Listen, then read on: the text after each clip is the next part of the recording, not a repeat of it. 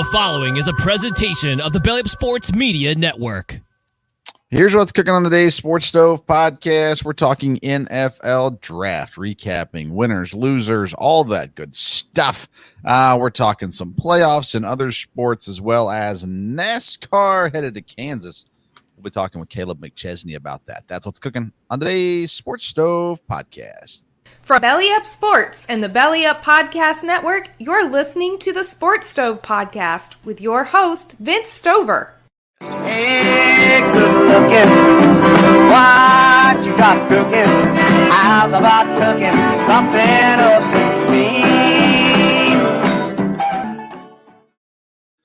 Welcome into an all-new edition of the Sports Stove podcast, presented by RighteousFelon Jerky.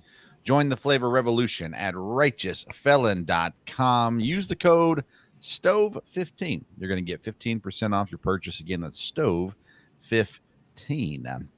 I'm your host, Vince Stover. I'm joined, as I am every single week, by my dad, Dale Stover. Dad, how you doing? Doing good. Like I said, the NFL draft was exciting like we thought it would be, and that was a lot building up to it, but it was really good there. And of course, we're in the midst of playoffs now with, the NHL and the NBA, and a lot going on this time of year. And of course, we got the NFL. We got rookie camps and OTAs, and things will continue to build there. I guess we'll get the football schedule out sometime this month, and that'll be interesting to see. And of course, always a lot of talk about things going on in college sports, and I think there will continue to be a lot discussed about that. So a lot going on.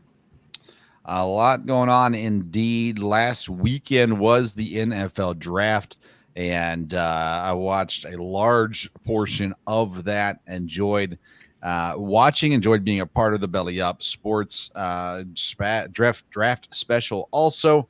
If you missed out on that, then boy, did you miss out on a good time. But let's talk about what teams missed out and which teams did not in the NFL draft. It's hard for us to grade full drafts, honestly. I mean, the reality is once we get past day two, it's fewer and far between the players that we know about, definitely to a degree of giving any real opinion on. So let's start with the first round, Dad, and we're going to get to the Michael Penix pick in a little bit, so let's pass that for the moment being. Was there anything else that surprised you in the first round? Well, there was obviously a few surprises there. Minnesota kind of stayed where they were at, so that wasn't a surprise from that end. The biggest surprise was Atlanta's pick. Obviously, I don't think anybody saw them taking a quarterback and taking Penix. So, that would have been one of the biggest surprises.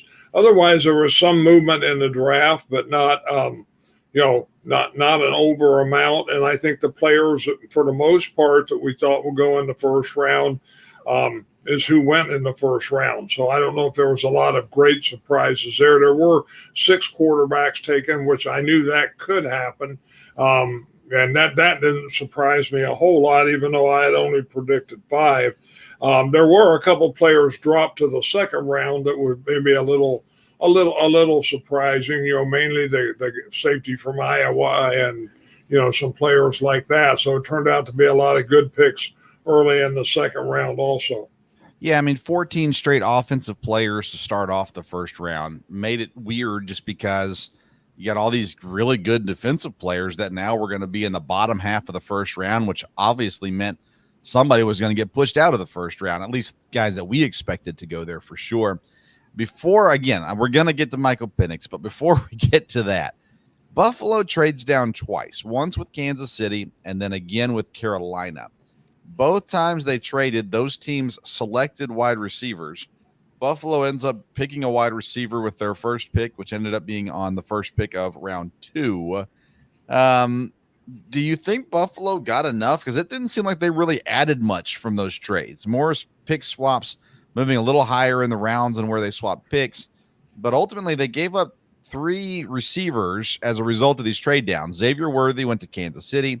Ricky Pearsall went to San Francisco. Xavier Legette to Carolina before finally Keon Coleman being drafted by the Bills. We all knew the Bills needed a receiver, and it seemed like they gave up or didn't receive at least much at all to lose 3 shots at a wide receiver, or at 2 shots technically, but lose out on 3 receivers. Do you think that they got what they were hoping to get? And do you think it was a good move for Buffalo to move down? Well, again, as I've read a little bit about it, people rank Buffalo's draft pretty well, mainly because of the guys they got later on. Obviously, when they got down to there, I don't know if they tried to trade up earlier for someone or not. When they got to where their pick was, obviously, they didn't value anyone enough. They felt like it would be a gain to go down. And the receiver they got, what was not a first round guy, but he was ranked pretty high. So, a little surprised, because I think I predicted Buffalo to go way up and take, one of the top receivers right off the bat. And that didn't happen. But as I've read a little bit about, people grading the drafts, Buffalo grades out pretty high with a lot of the other players that they got. I was really surprised when they trade with Kansas City. Kansas City's kind of their arch nemesis right now. They're the team they're going to have to go through to get to the Super Bowl.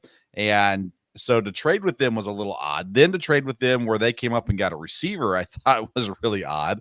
And then they trade with Carolina again, and Carolina selects a receiver. I thought, my goodness, does Buffalo even know what in the world is going on?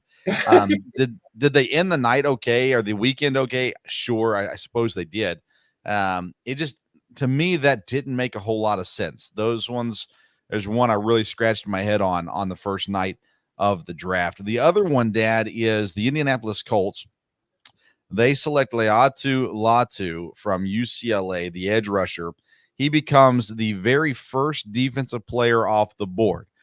So ahead of Byron Murphy, ahead of Quinion Mitchell, ahead of the other guy's just Terrion Arnold. So why? This is a guy who was medically retired just a couple years ago. I would be surprised if he lasts in the league for 8 to 10 years. Like, why would Indianapolis be willing to take a risk in round 1 on a guy that's injured when they could have had literally any defender in the draft?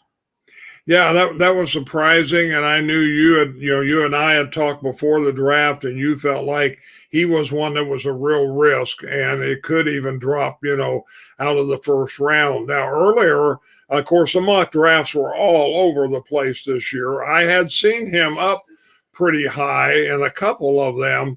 So again, it comes down to every team's evaluation. You would assume their medical people really check this out and they feel like, everything is stable. Sometimes these medical deals, people are hesitant, and then you find out somebody took a chance on them and wow, it was great because they didn't have any problems at all. On the other hand, there was a lot of red flags there. So, and, Indianapolis making a defensive choice made sense. But like you said, they could have had the pick of anybody defensively in the draft. And it seems like there would have been some others, even if you didn't go edge rusher, that would have been very safe, the best cornerback or whatever the case might be. So, yeah, that was surprising. Wasn't too surprising to me that they stayed there, but taking Latu, that was, and him being the first defensive guy off the board, wouldn't have figured that at all. Yeah, I mean, if he was the 3rd or 4th defensive player off the board, you can live with it, I think. But, I mean, granted, they know more than I do, and maybe they are perfectly good on where he's at. Maybe he has a long and successful career, but it seems awfully risky. If you like him more than Dallas Turner, and you like him more than Jared Verse, and you like him more than Byron Murphy, I mean, okay, but to me, that was a really risky pick for Indianapolis. Let's talk about Michael Penix Jr. I'm going to see if I can get the dog to be quiet. But give me your thoughts. We haven't really talked much about this yet, Michael Penix Jr. to Atlanta. No, like I said, I liked him. I was intrigued, but, he wasn't ranked nearly as high, and a lot of people didn't even have him going in the first round.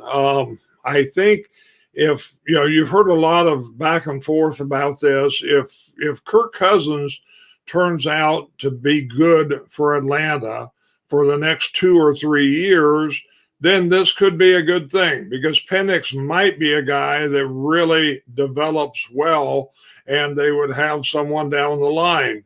Cousins is not going to play necessarily that long. So obviously that seemed to be Atlanta's plan. It was just a little surprising with where they was at in the draft. Could have they used their second pick and traded up later in the first round and got Penix, taking him where they did? That was definitely a head scratcher for sure. So I have listened to a whole lot of opinions on this, and when it first happened, I was in shock. I thought, this is quite possibly the dumbest pick ever. It didn't make any sense to me at all. It's like, why in the world would you have sign such a large contract to Kirk Cousins, and then a month later go out and draft his replacement? It does not make any sense. There is, the talk. Well, they followed the Packer model, and they wanted to have the guy of the future in there, and he's going to sit behind Kirk Cousins. Well, I mean, I'm not against that necessarily, but how long are you going to sit him? He's not young. And so you sit him behind Kirk Cousins for 3 years. Well, then you're looking at, 28-year-old, which isn't old either, but, and is it good for him? Maybe it is. I think the amount of pressure this puts on Kirk Cousins coming off an injury. They did not talk to Cousins about this until they were on the clock. So he didn't seem to know this was coming. I think he knew there was a chance that they would take a quarterback, but not at 8. Penix is, again, he's not that, young, untested kid. He's a grown man. He's 24, I believe. So this one was weird for me. And I sat there and I started thinking, and I was like, you know what? Pittsburgh got Justin Fields for a 6th-round pick. If you're going to draft your quarterback of the future, why not go out and get Justin Fields and let him play for 2 or 3 years, or 1 year for that matter? Why spend all that money on Kirk Cousins and draft the guy at number 8? I don't think that I agree with Atlanta. No matter what they say and no matter what happens, I don't think I agree with Atlanta. I do think it's good to have 2 good quarterbacks. And I think we've seen in the NFL, and especially the last couple of years, the importance of having a good backup quarterback. Atlanta now has a good quarterback room. Kirk Cousins to start and Penix to back him up. But the amount of money they spent on Kirk Cousins and the draft capital, pick number 8, that they spent on Michael Penix Jr. just seems wrong. And they got their guy. And they got the guy they wanted. And from all the people I've listened to, there were other people that were trying to move up for Penix. So, like, if they didn't get him at 8, they probably were going to have to get him, pretty soon after. So they wouldn't have been able to move down very far, more than likely. So, kudos to them for sticking to their board. But my goodness, it just seems like they blew it. Whether they blew it in picking Penix or they blew it in signing Kirk Cousins, one way or the other, they blew this. And unless they win the Super Bowls with Kirk Cousins and Michael Penix, then I think this was an absolutely horrible pick for Atlanta at number 8 with the signing of Kirk Cousins. Again, if they didn't sign Kirk Cousins, I don't mind this pick, but they did sign Kirk. Why not go out and sign Sam Darnold? Why not go out and sign, there was a number of people available. Tyrod Taylor. There's a number of people available that you could have signed or traded for, and I don't know. It just seems really, really weird. We'll see how Kirk Cousins responds to it. He's not going to say the wrong thing here, but I don't think he likes it. Do you compare this draft pick? I've heard everybody talking about Jordan Love and Aaron Rodgers, or Aaron Rodgers and Brett Favre. And I was thinking, well, I think it might fit more with the Mahomes, Alex Smith line than those other ones. Because I think there was legitimate reason for the Packers to still have Favre and Rodgers playing as long as they did. Whereas Kansas City kind of drafted Mahomes with the intention of, he's going to learn from Alex Smith. He's going to sit for a year and then he's going to play. I feel like Penix is battling for that starting job maybe not this season, but next season for sure. Yeah, that very well could be true. Like I said, people have said, well, they followed the Packer model, but, it's not really a fair comparison because Kirk Cousins is not, Brett Favre or Aaron Rodgers from that standpoint, with people sitting behind him. So, and, I think when Penix is ready, he will get a shot. Kirk Cousins has a good year. Atlanta's got a lot of talent. So if Kirk Cousins is healthy, I can see him being the quarterback for at least 2 years and seeing how Penix is developing. You're right about Penix's age, but, and again, Cousins may be healthy. How long will his health hold up? Right. We'll see how that goes. Atlanta having a lot of the other talent around it, like I said, that was just a strange pick, but we'll see how it goes. Yeah, I mean, that's the deal. It's like, I don't know. I mean, you say 2 years for Kirk Cousins. Well, with that kind of talent around him, Kirk Cousins has potential to be sitting in the NFC Championship game in 2 years. Well, then what do you do? I mean, do you have the stones to pull him out and bring in Michael Penix at that point? It just seems like they put everyone in a really bad situation here. And again, if Kirk Cousins gets hurt this year, you've got a quarterback that can come in and play. Plus, they still got, I believe, Heineke still on the roster. So I mean, I'm just intrigued by it. I still don't like it.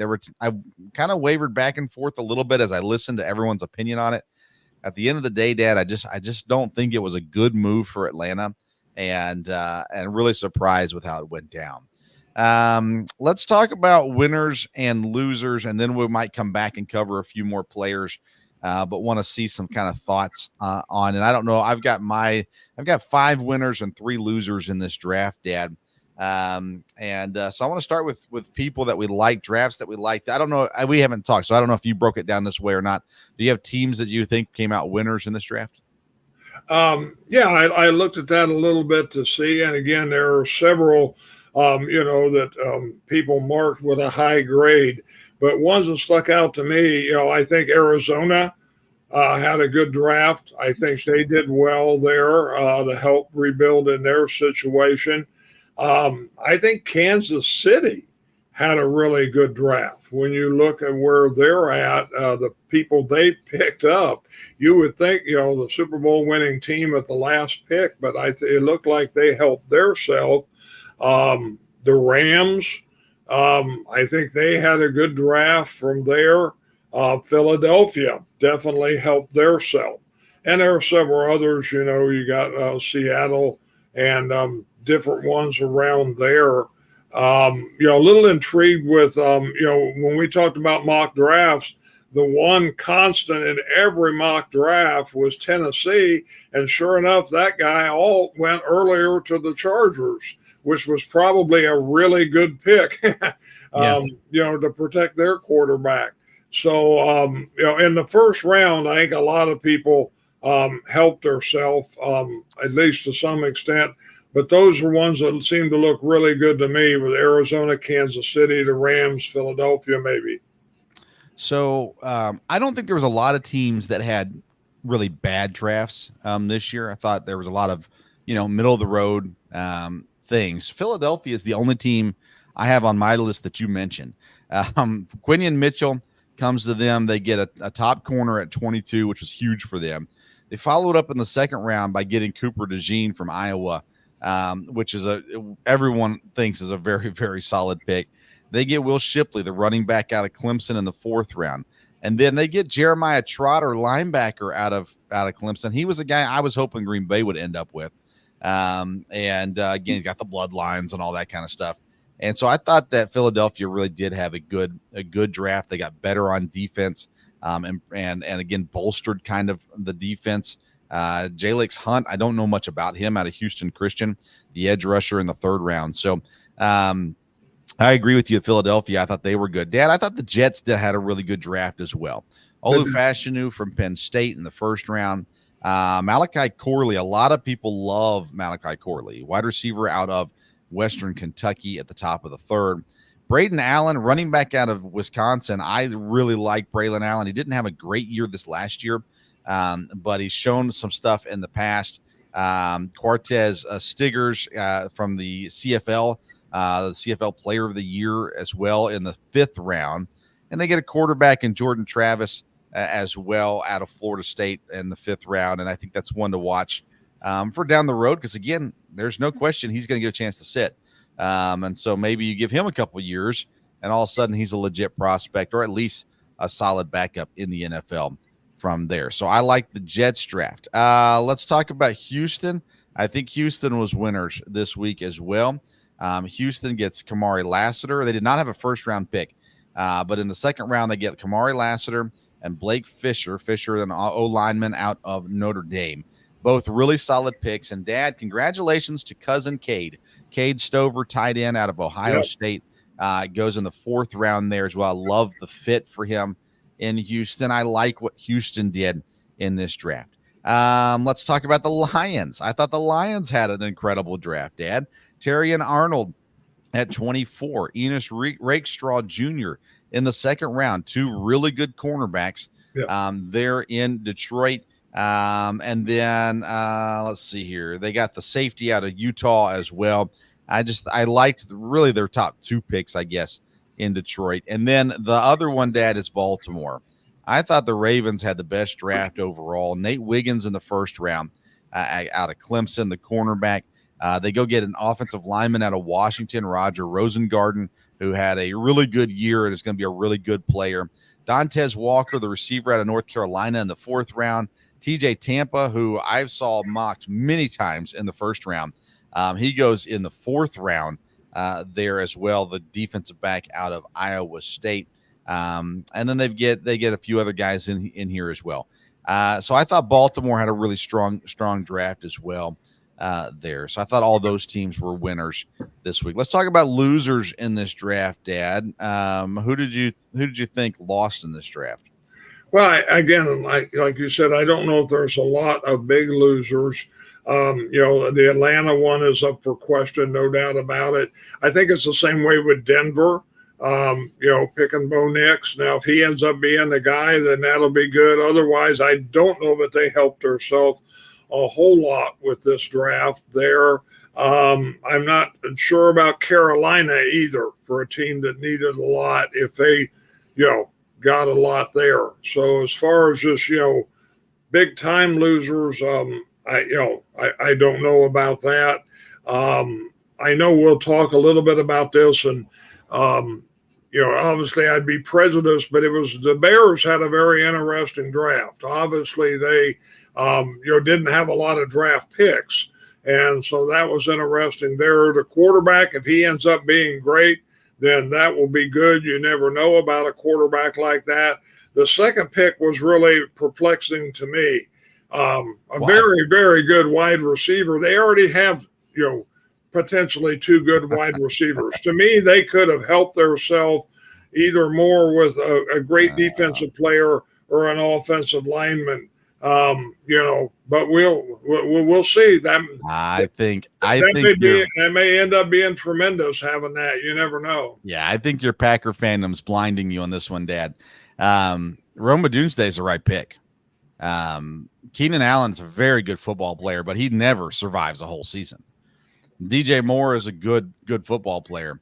Adding Rome Odunze to that offense, along with Cole Kmet and Caleb Williams, gives that offense a chance to succeed, something that they did not give Justin Fields a chance to do. I think that this offense is really, really good. And I think you look at Green Bay and what they've got with their receiving core, 3 really good receivers. I think you look at what Cincinnati has done, which is probably the epitome of these trios of receivers. Cincinnati's had 3 really good receivers as well. I think Chicago did the right thing. I think I don't think they could have gone wrong, honestly, at number 9. I think had they gone offensive line, that would have been helpful to them. I think had they gone defense, whether it's edge or defensive tackle, I think that would have been good for them too. I think they had a lot to choose from, and I don't think they could have picked wrong, Dad. I think Chicago did really good in the 1st round. The rest of the draft is what it is. a third round, fourth round, and fifth round pick. I don't know anything about those guys. But I thought round one, Chicago did a really good job and was surprised they did it, to be completely honest with you as well. You talked about Denver, though. I agree with you. I think Denver's a loser in this draft. Bo Nix, he might be fine. He might be fine. I don't know. I didn't think their draft. Atlanta, I didn't put Atlanta as a loser, but I probably could have. It's not even just about the first pick. It's about the rest of the picks. Nothing really stands out. In Denver, Troy Franklin, the Oregon wide receiver, is probably a solid pick. But, I don't know. I thought Denver was a loser. I didn't think they got really a lot better. I got Indianapolis as a loser. Again, I think Latu was a dangerous pick. I don't like it. Adonai Mitchell is probably going to be good there. And again, a weapon. I didn't think they got themselves really a whole lot better this weekend. And then the last one, Dad, is the Jacksonville Jaguars. They trade down to 23. They end up drafting Brian Thomas Jr., who some people are really big on. But again, if you look at the rest of their draft, there's just not a lot there to be excited about. You mentioned Carolina. I actually thought Carolina had a nice little run there. Xavier Legette, I'm not sold on him necessarily, but Jonathan Brooks is by many considered to be the best running back in this draft. Trevin Wallace is a solid linebacker as well. I thought overall they did decent in Carolina, and they're going to be bad no matter what. but I thought they did decent in this draft, in my opinion, at the very least. Let's talk about Green Bay, just because we got to do it. I didn't love the Jordan Morgan pick in round one, although the more I've read up and listened about him, I like him more and more. They get a really solid linebacker in round two, a couple safeties throughout the three safeties throughout the draft, a running back out of USC and Marshawn Lloyd, a couple more linebackers, and Dad, they got the quarterback of the future in Michael Pratt. Actually, a lot of people liked Michael Pratt and were surprised that he made it to the 7th round. And so the Packers may have a new number 2 quarterback replacing the Penn State kid, who I still don't understand why they drafted last year. Yeah, I think the Packers had a good draft. We'll see how the first pick pans out, if he ends up winning a starting job or not. But the linebackers, defense, they helped themselves. That's where they had the needs. They needed linebackers. I think they got 2 good ones with a lot of speed. They needed help in the defensive backfields. I think they got that with safety. The first kid they picked, Bullard from Georgia, has also played the slot a lot in college. I think he has some flexibility. Some people are very, very high on the guy from Oregon. And then the guy from Oregon State is probably the biggest true safety of the bunch. So I think they helped themselves. Really intrigued about the running back from USC.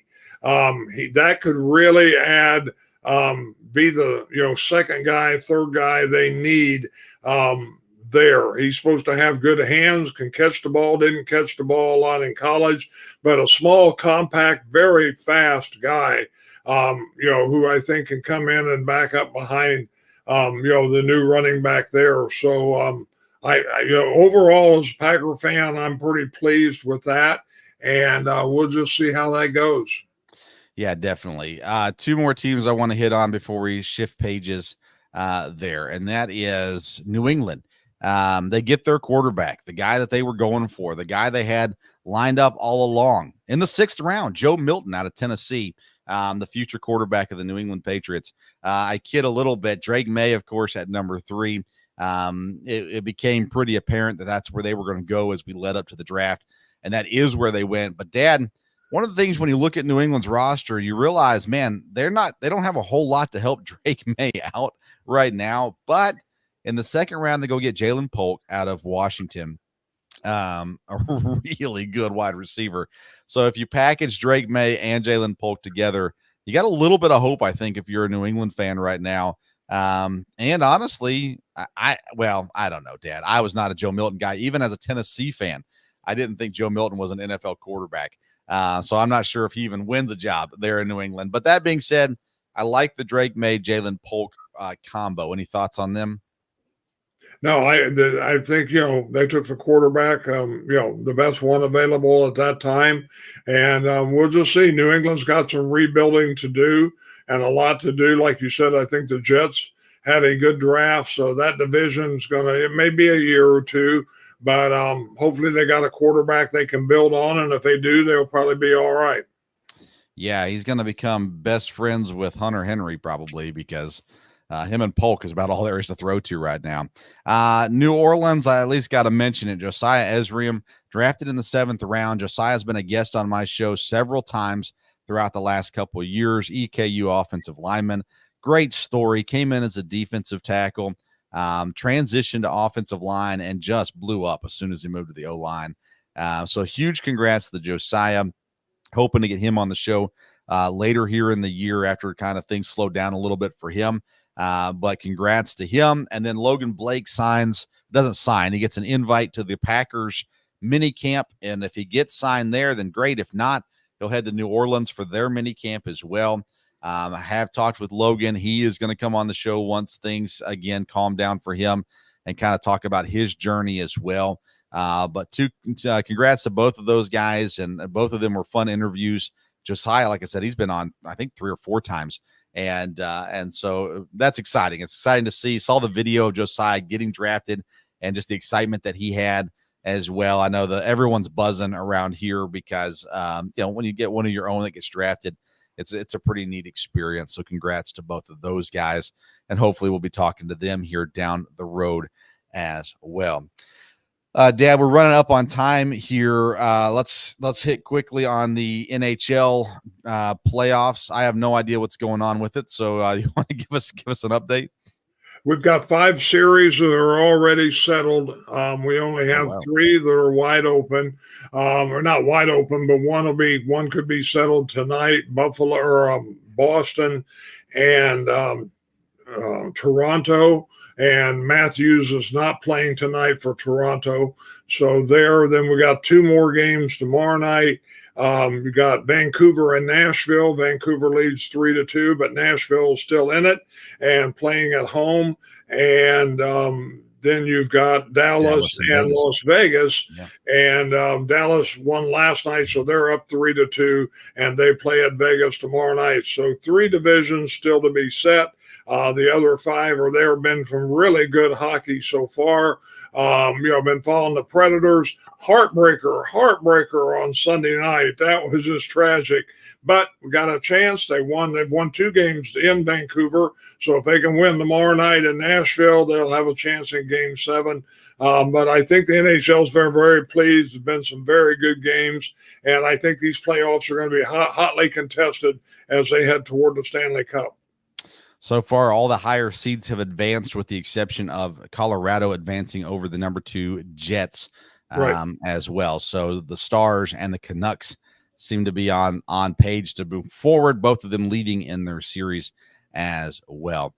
Dad, your Boston Celtics. I know you follow them you can't sleep without checking in on what's going on with your Boston Celtics. So have you paid any attention to the NBA playoffs and what's going on there?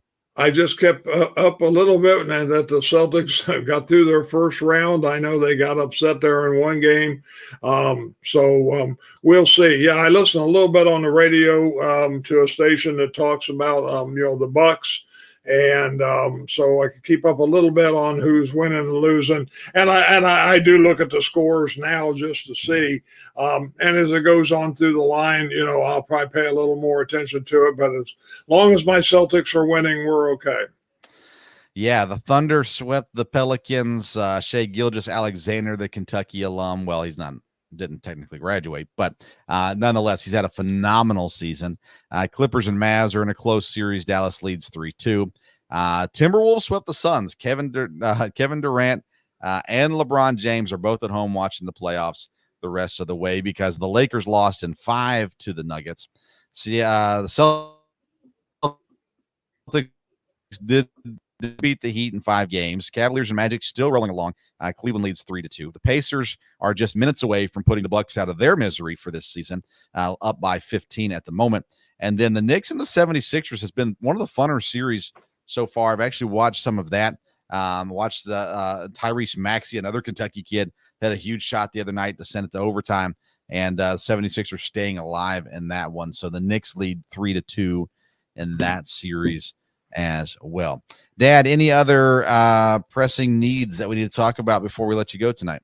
No, I don't think so. Like I said, it was an exciting draft, and we'll have more as we go along here, definitely with the playoffs that are coming up. So, and again, of course, baseball season's in full swing, and a lot of fun to watch that too. So, and of course, with fantasy baseball, it's fun to keep up with that. And of course, you got your NASCAR segment next, and I have really enjoyed being in the fantasy NASCAR league. That has been a lot of fun. So looking forward to the season continuing there. Yeah, I'm catching up to you, Dad. Slowly but surely, I'm right on your heels there in the fantasy NASCAR league. So we'll talk about that next, though. But Dad, as always, sure appreciate you coming on and taking some time for us. Hey, glad to be here. All right, we're going to take a quick break. When we come back, we're going to be talking NASCAR with Kaleb McChesney. Say hello to America's most wanted craft beef jerky. Over 15 flavors with all kinds of character. The #1 jerky gift box and all natural black Angus quality made right here in the US of A. Taste the flavor revolution at RighteousFelon.com. Use the promo code STOVE15 at checkout. That's RighteousFelon.com. Promo code STOVE15 at checkout. Welcome back into the Sports Stove podcast presented by Righteous Felon Jerky. It's time for our final segment of the show. We call it the Sports Stove Final Lap.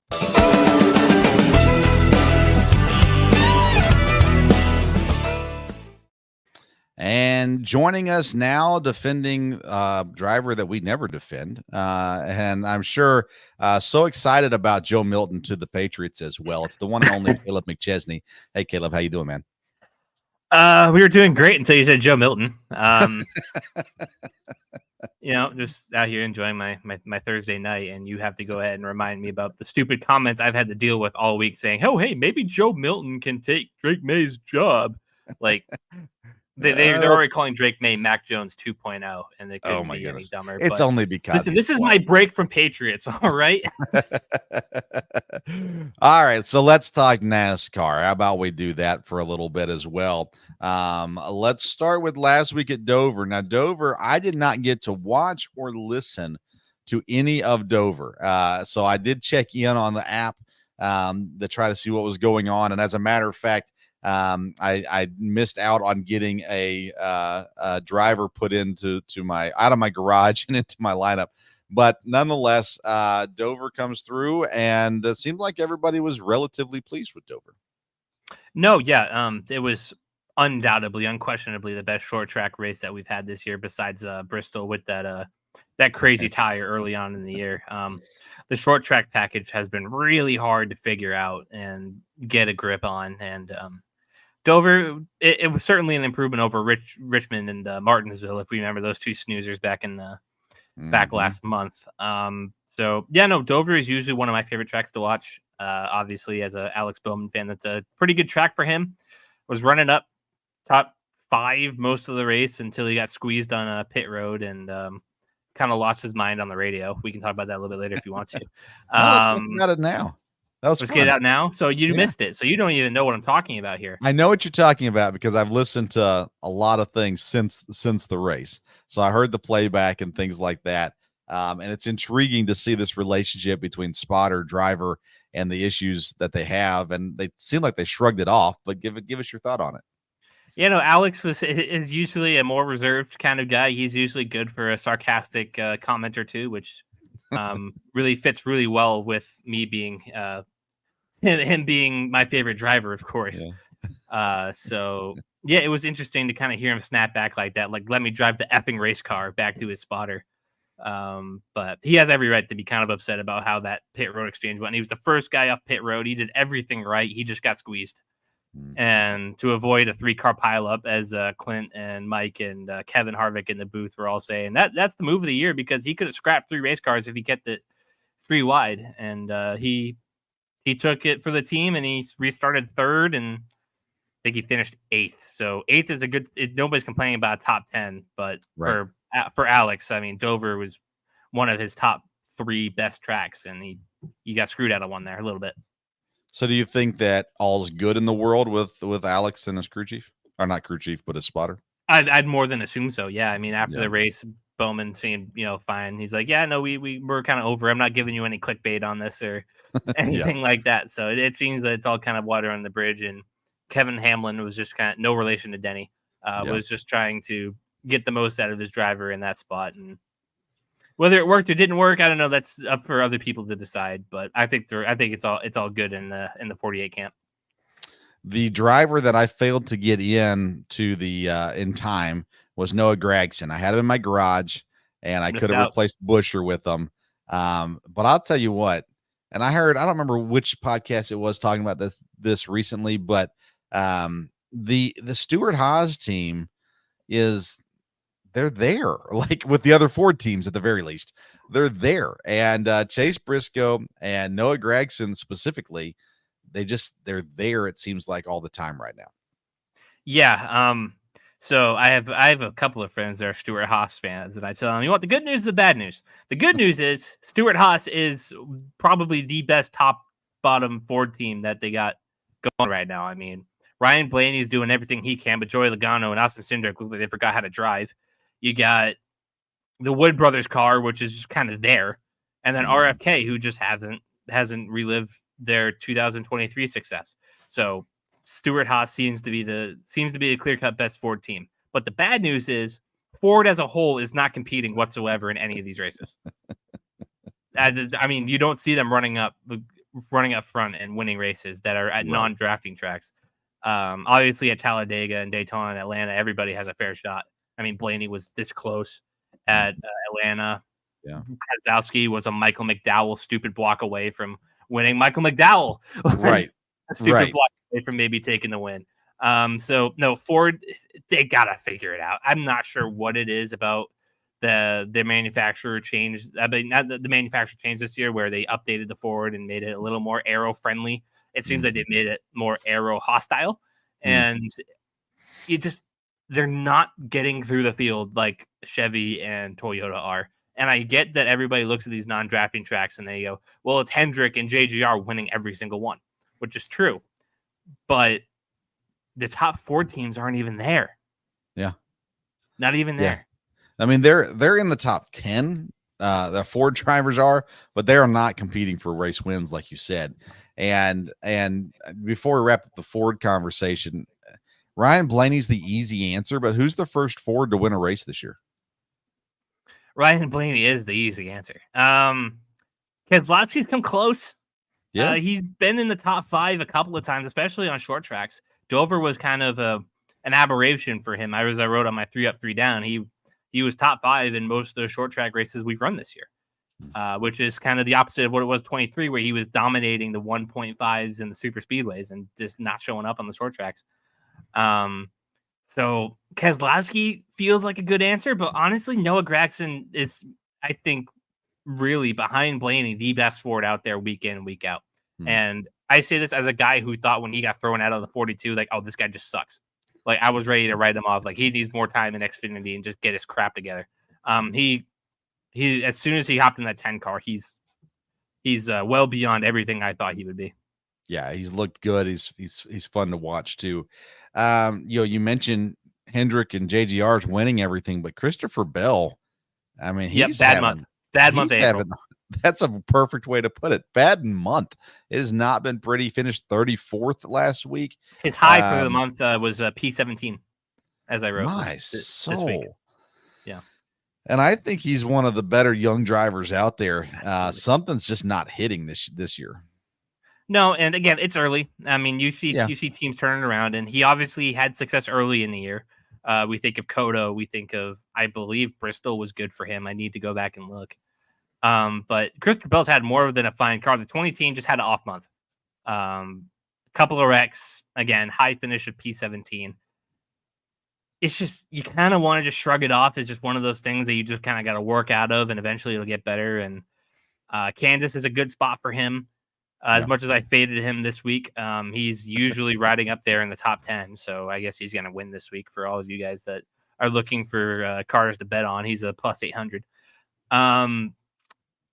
I'm trying to think of other ones that are coming. Sonoma the week after that. He's a really good road course driver. And then you have the All-Star break, then the Coke 600. So I think these two races are really, really solid chances for him to get back in victory lane and figure it out. Obviously, his one win of the year coming at Phoenix at a short track. So just needs a little more diversity. Needs just to get the vibes right. Just feel it out, work through it, grind it out, and eventually it'll get better. You just kind of have to have faith with that kind of driver, with that kind of car. It's JGR. It's the top Toyota team. It's a driver who's been in the championship for 2 years in a row. It's really easy to just panic, but I think that they just kind of need to work through the punches, and you shouldn't really get worried until you're in June and July and it's not getting right. But they do have the win in the back pocket, so they're going to make the playoffs. Yeah. And I've got him in my lineup for this week at Kansas as well. I want to be there when he gets it right. If he gets it right. Let's talk about Kansas. And, it's funny. You come into this week, Denny Hamlin coming off another incredible performance. Calling a shot. And he stopped short of saying he's going to win at Kansas, but he basically said, it's a pretty good chance I'm going to win at Kansas. Good. Yeah, he won the spring last year in similar fashion to how he won at Dover, just battling it out with Kyle Larson. Kansas was probably the race of the year, that spring race last year. I hope they can deliver again. These 1.5 seem to deliver on this next gen car package, unlike the short tracks. So you can see a little bit of a difference there. And no, I think Kansas is a good shot to get a new winner, but obviously Denny Hamlin is Denny Hamlin, probably one of the top 3 drivers in the sport right now. Yeah. It's a good track for him. It historically has been a good track for him. I wouldn't shock me in the least. But I used Denny last week, so we're not throwing him in the lineup this week. Now, I can never remember which week the playoffs start. Do you remember what number week that is? I believe I don't know the number. I can guess the track. I believe it starts at Watkins Glen. Oh wow! Because of the 2-week Olympic break. Yeah. So let's see. All-star breaks in 2 weeks. So yeah, around 24, 25, I think would be the end of the regular season, but I could be wrong on that.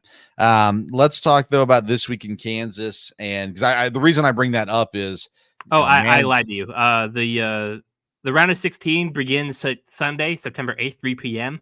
at the Quaker State 400 at Atlanta. Oh boy. Okay. Fun times. Let's talk about this week at Kansas. And you've got to figure out again if you're using fantasy on NASCAR, which is pretty much the only place to get. There's other places, but 16 weeks away. 16 weeks away. Okay. So when you get down to it, who should people look at this week? Maybe outside of the top guys, the William Byrons of the world and the Denny Hamlins of the world. Who are we looking at this week for fantasy? 23-11. I'll say it right there. Both those drivers, Tyler Reddick, really, really solid. I believe he won here in the fall. Bubba Wallace has 2 career wins. One of them is here in Kansas in 2022, so he's not that far removed. Those are 2 guys that I would certainly look at. Noah Gragson, like you said, one of the best Fords out there. You got if you have extra uses on him, like I do, you go ahead and toss him in there. Ross Chastain ran really, really good here. Obviously, the highlight of the race last year was him punching Noah Gragson in the face. So hopefully your team has a positive environment to where these two can coexist. So yeah, those are definitely some guys. I really like Carson Hocevar. Again, I'm just waiting for him to just kind of surprise everybody and just get that win. When he's run fast, he looks really, really fast in that 77. Corey LaJoie should probably be embarrassed for how much he's getting outraced by his 2 rookie teammates in Zane Smith and Carson Hocevar.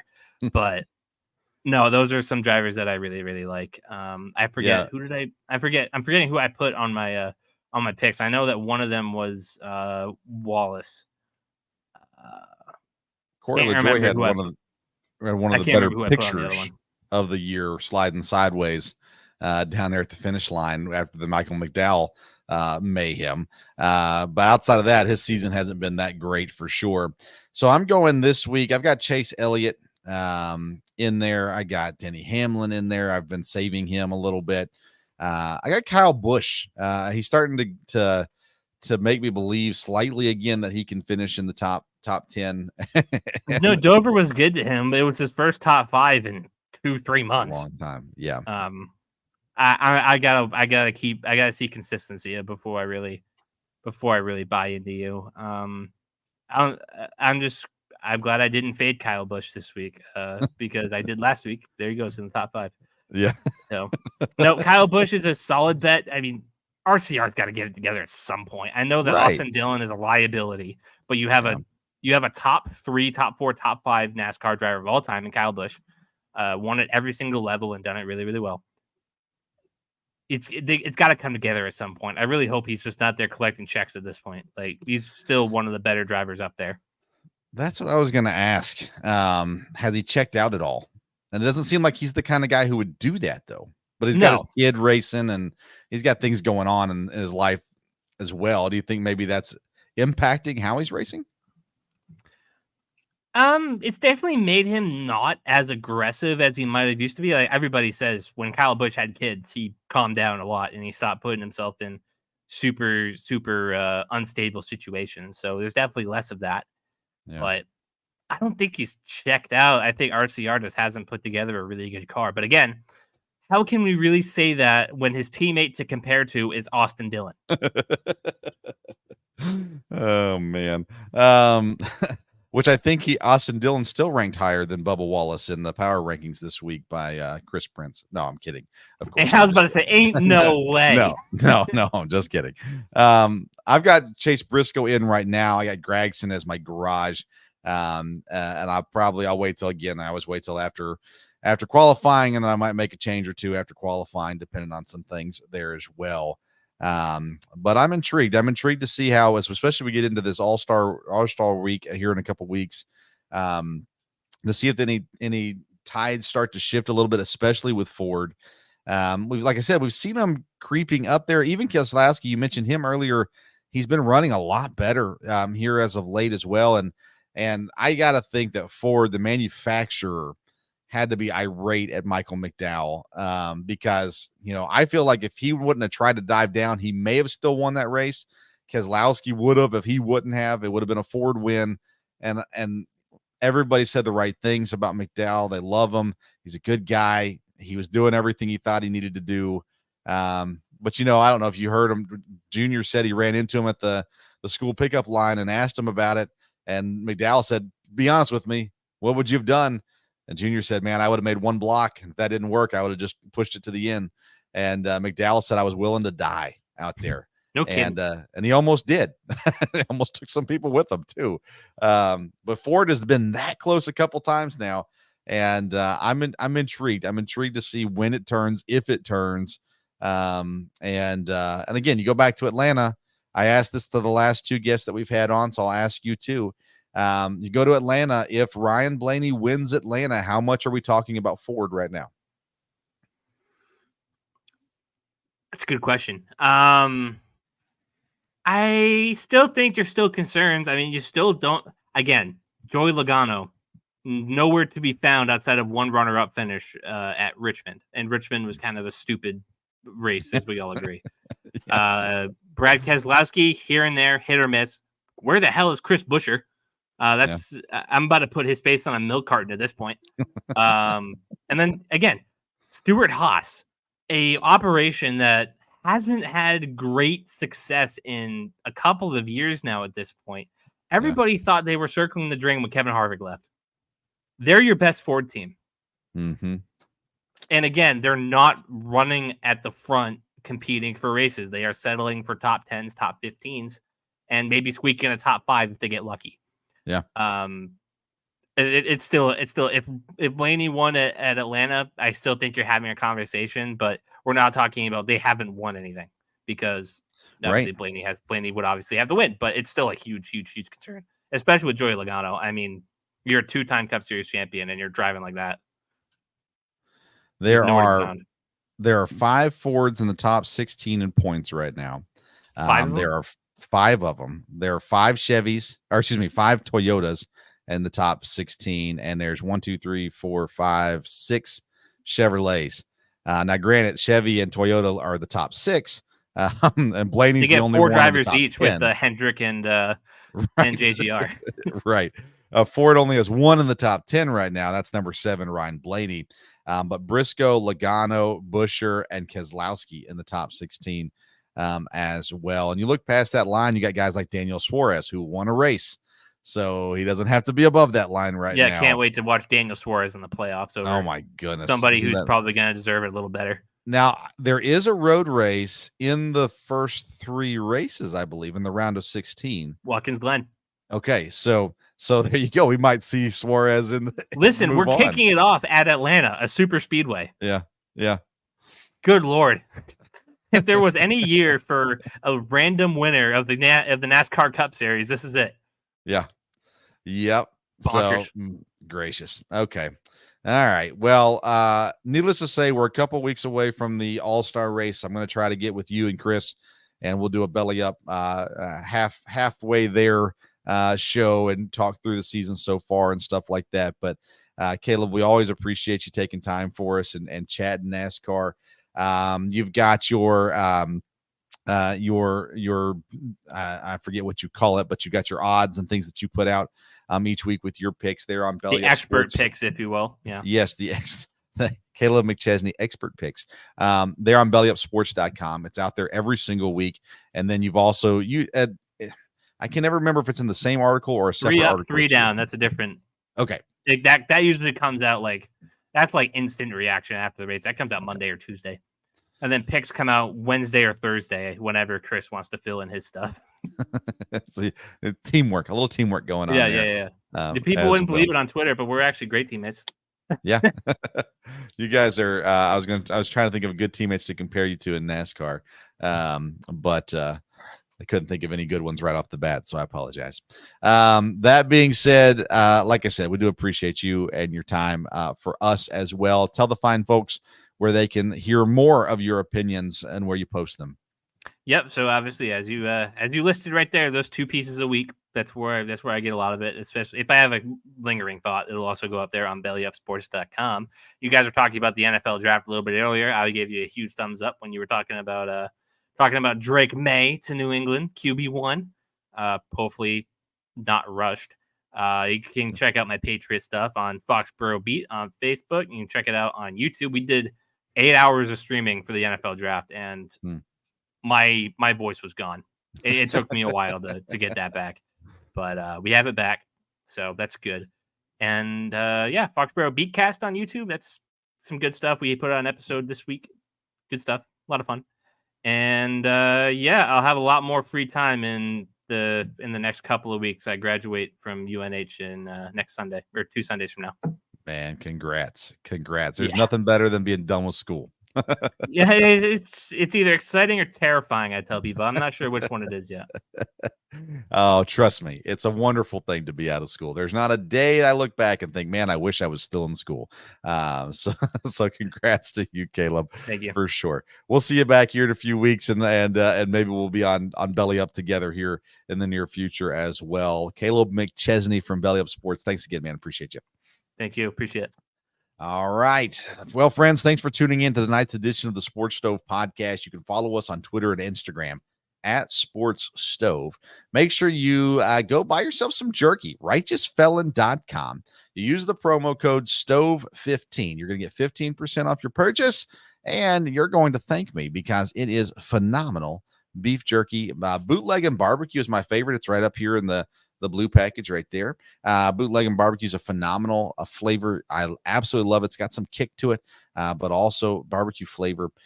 So check it out. And make sure you check us out. Sunday night, we'll be live at 8 o'clock talking fantasy baseball on the Sports Stove Fantasy Baseball Show. Monday night, we'll be talking EKU sports on the Sports Stove Local Hour. And the plan is for next Wednesday night, we'll be back right here to talk, not EKU, but any sports, all sports, everything going on. Major League Baseball, NBA and NHL playoffs, NFL news as well. And, of course, more NASCAR coverage. Thanks so much for tuning in to tonight's edition of the Sports Stove Podcast. Until next time, we'll see you around the Sports Stove.